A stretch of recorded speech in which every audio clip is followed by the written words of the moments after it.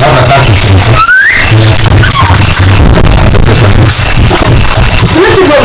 Ale nie pójdziesz, jeszcze budzia, nie przez to. Ale kurwa!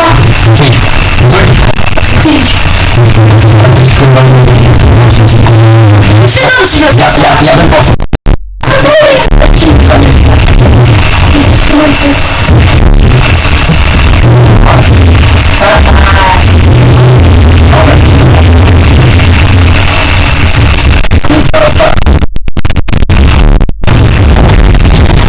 Lekcja pod tytułem mnożenie ułamków zwykłych. Aby pomnożyć ułamki zwykłe, najpierw trzeba wiedzieć, co to jest ułamek, że jest w nich licznik oraz mianownik. Dajmy sobie za przykład 2/4 razy 2/6. Najpierw musimy doprowadzić do wspólnego mianownika, czyli 2 razy 3. Licznik i mianownik mnożymy przez 3. Potem wychodzi nam 6, ponieważ 6 jest naszym wspólnym.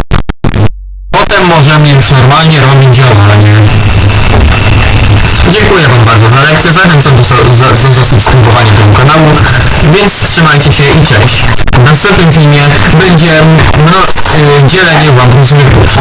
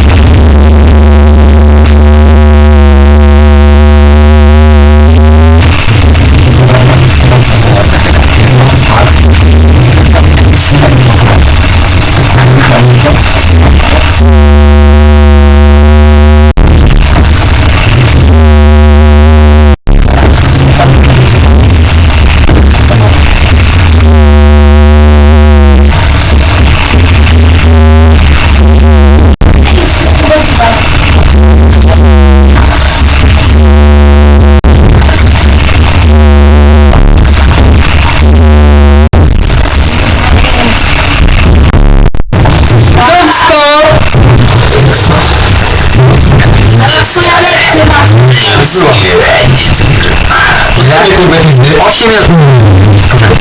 Pokażę.